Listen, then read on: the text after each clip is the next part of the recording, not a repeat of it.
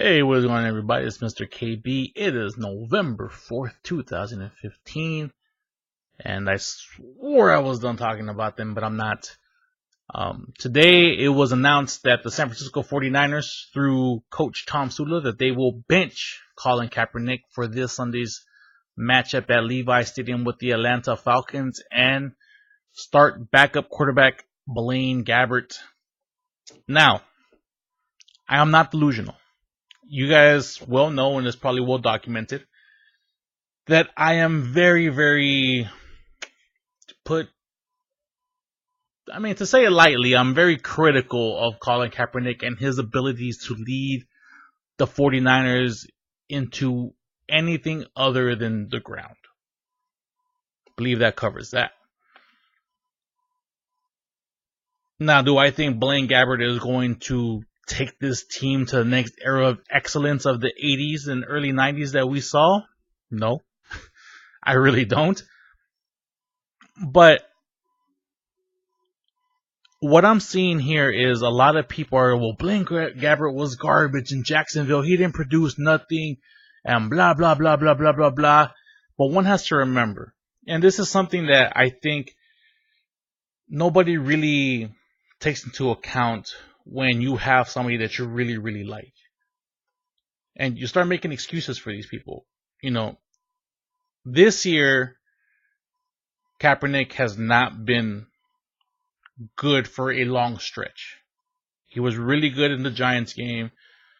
The Vikings was kind of a wash, seeing as that was the first game of the season.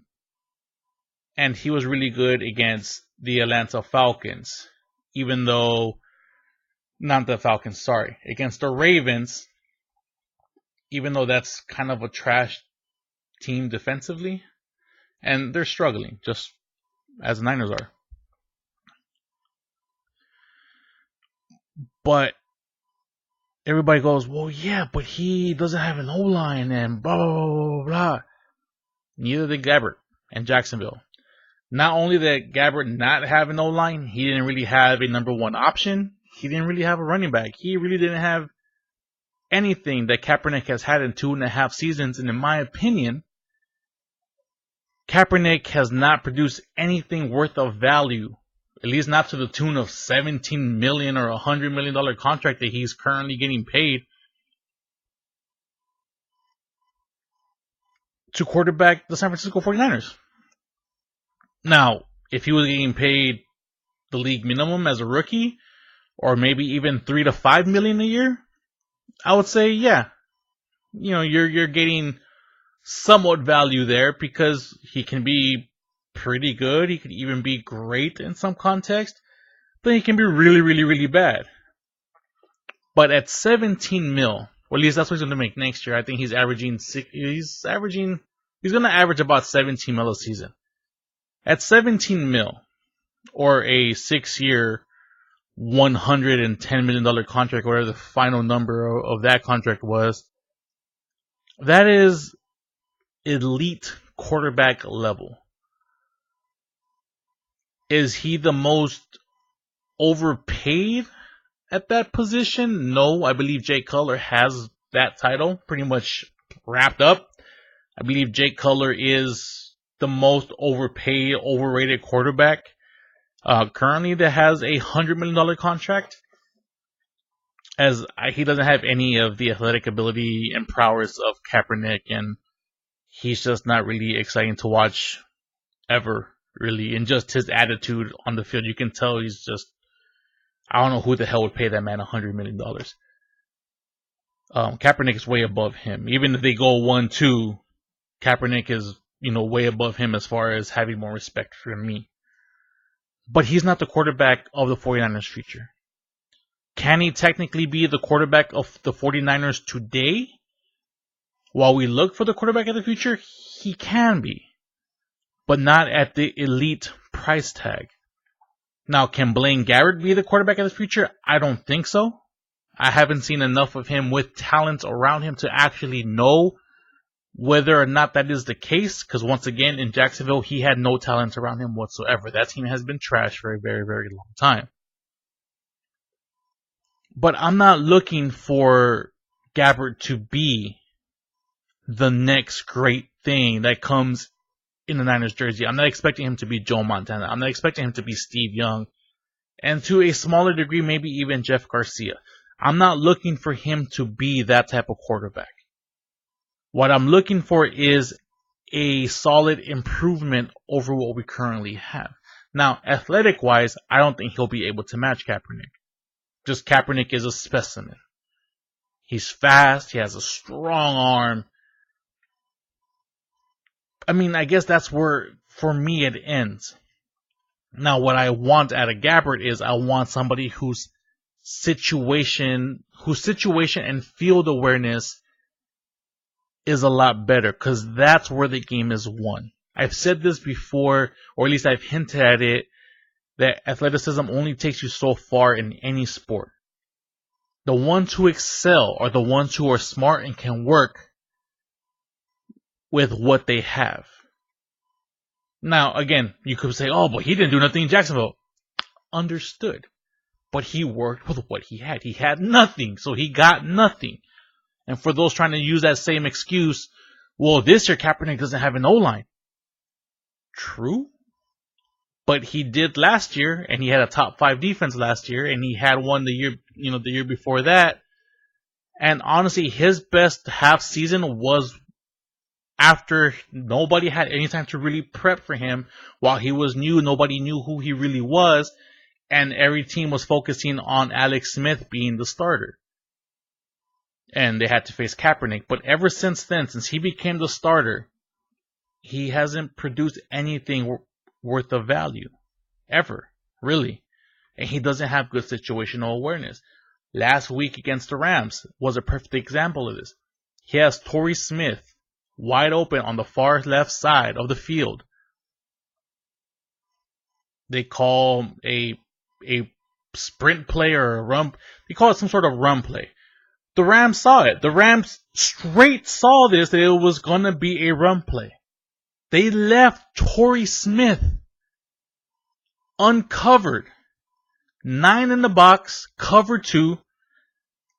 2 safeties playing underneath, but playing towards the middle hash, towards the near side. Torrey Smith is jumping up and down, doing, he's busting the Dougie. He's over there, popping it and everything. He's like, look at me. No audible was called. No situational awareness. Kaepernick does not scan the field. And like I mentioned before, Kaepernick he has a one-track mind. He can't adjust. He cannot adapt to the situation. If he can become more aware of his surroundings and his, I guess, current predicament or situation on the field, the man could be, almost next to none when it comes at how great he can be on the field, but he doesn't have that. And the smartest quarterbacks are always the best quarterbacks. Peyton Manning has longevity, not because he was always the fastest. The man is slow. He doesn't have the strongest arm. He didn't even have the strongest arm back when he had a strong arm. And he's been able to last 20 years or nearly 20 years. Tom Brady's had a long career. Again, not the fastest, not the strongest arm, but he's smart. Aaron Rodgers, another one. Not the strongest arm, not the fastest. I mean, he's pretty good. Don't get me wrong. He's really good. But he's smart. Those guys are elite level quarterbacks. What they lacked physically to be, I guess, up there with the new hype of the Russell Wilsons and the Colin Kaepernicks, they make up with that beautiful mind of theirs. They go out there and it's almost like Terminator 2. Have you ever seen Terminator 2? The scene where Arnold Schwarzenegger is driving with the lights off down the road, and John asks him, "Can you see?" It's like, "Yes." And then you see through his eyes, and it's just all red, and he's scanning. That's how I imagine Aaron Rodgers, Tom Brady, Andrew Luck up until this season, because he's had an off season, but you're allowed one, and Peyton Manning. That's how I imagine they see the field when they play. all read, always scanning, always aware of the situation and what the situation calls for. That's not what we're getting from Kaepernick. Now, if Blaine Gabbert can make those adjustments and know, okay, well, this O-line is not going to have my back. I need to get rid of it quick. What can I do? Where can I look? What audibles can I call? You know, what play right now can I make to move us down the field? That's what I want to see. And if he can deliver that, again, he won't be the quarterback of the future unless he can do it in droves. But he will be the quarterback of right now until the Niners draft and develop their quarterback of the future. And that's all I want to see happen. Can it happen? Yes. Will it happen? We don't know. Would we be able to tell after one game? That is also uncertain because we don't know. But Sunday we're going to find out whether or not he is at least a slight improvement over Kaepernick. Now, if you want to hate on the man, that's fine. But some of the great quarterbacks to exist came from not being starters. Steve Young was one of them. Steve Young was a backup to Joe Montana. And before that, I believe he played for the Falcons or some weird, like he was drafted not by the Niners. If I'm wrong about that, I'm wrong, but I'm pretty sure that he wasn't. But he was a backup guy. And they got Steve Young, and he was great. My favorite quarterback of all time is Steve Young. Brett Favre, not drafted by the Packers. Turned out to be a good trade for them, a good pickup for them. Winded up winning, one Super Bowl, 2 Super Bowls? Whatever it was. Well, went to 2, lost 1. Whatever it was. Wound up being a good quarterback. Very few quarterbacks have the ability to be drafted by a team and then be great. Joe Montana was one. Peyton Manning is another. Tom Brady, in a sense, has that, but I mean, he wasn't drafted as the future quarterback. He was drafted in the 6th round. He was back up to Drew Bledsoe, but he took what he had at the time when Drew Bledsoe got injured and ran away with it. So that's all I'm trying to see with Blaine Gabbert. You have this opportunity in your life. Display to us. Display to the deniers. Display to the supporters. Display to everybody who will watch that you can be the quarterback of today. And maybe next season, you can be the quarterback of our future. So for everybody involved in this whole situation, I wish you guys nothing but luck. Even to Kaepernick, take this as a learning experience. Take this as an eye-opening, life-jarring experience. That just because you get the opportunity to be the face of the franchise 1 minute, don't think it can't ever go away. Become hungry once more. Become that quarterback that you were when Alex Smith was there. And then maybe you can be the quarterback of our future. That's all I have for you guys today. I'll most likely talk to you guys again on Sunday, if not Monday, once the game is actually played and we can kind of get a whole rundown as to, what the future might look like. So up until then, thank you guys for watching so much. It means so much to me. This has been Mr. KB, and I'll see you guys next time.